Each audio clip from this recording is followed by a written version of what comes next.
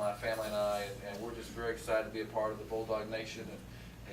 And I realize that Stegman, where's the gentleman that played in the last year of the old building? He's here tonight. He played in '63 right here, Carlton Gill.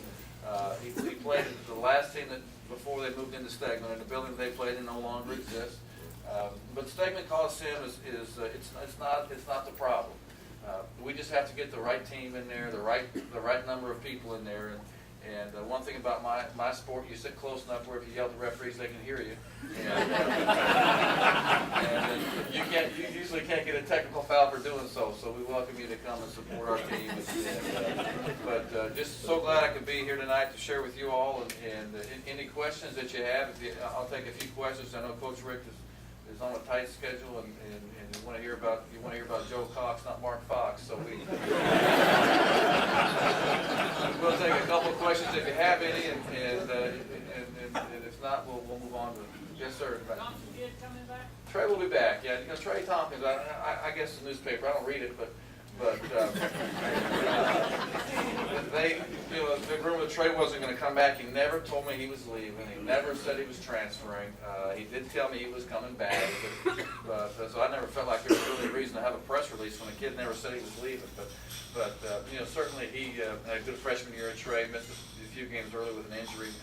Ended up on the All-SEC freshman team, and Trey will be back. He's going to play for Team USA this summer, and hopefully make that team and go to New Zealand, get some extra games in, and it'll keep him in shape. One of the things that I think that our team needs is a little better level of conditioning, and him playing all summer will help him stay in shape and prepare for hopefully a great sophomore year.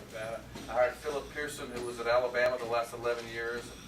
Philip signed 3 McDonald's All-Americans and done a great job over at Alabama. Was the interim head coach there this year. And then we're going to add Stacy Palmore. We got some I's to dot, some T's to cross with Stacy this week, but who was at Virginia Tech. So my coaching staff is in place, and I'm pleased with the staff we've been able to assemble. I think that Philip and Stacy have recruited at the high major level and recruited the South. Their ties and connections were something that were important that we add, and so. We're just excited to have our staff put together and to go to work. We certainly have a lot to do. Any other prospects that maybe?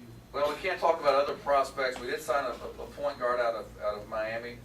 When I was hired, I looked at the roster. We had 1 point guard, and you got to have 2 to scrimmage just to practice.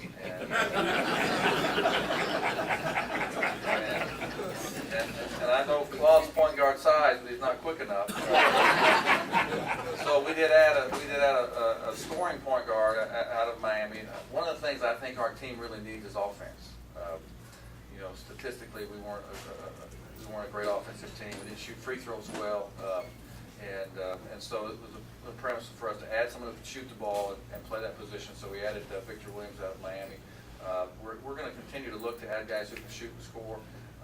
I think the easiest thing in our game to do is recruit offense and coach defense. It's hard to teach a guy how to shoot this late in life, but I think he'll help us. He does give us some depth there, and with Dustin Ware returning at the point, who played a lot last year as a freshman, he should be much improved as a sophomore. Trey, who played a lot as a freshman, should be much improved as a sophomore. Travis Leslie has had a successful semester, and so he'll be back. So we have some good young guys who, if they'll work hard in the off season, will be better players and hopefully put forth the effort that you will appreciate and support. So I want to thank you all for coming tonight, and thank you.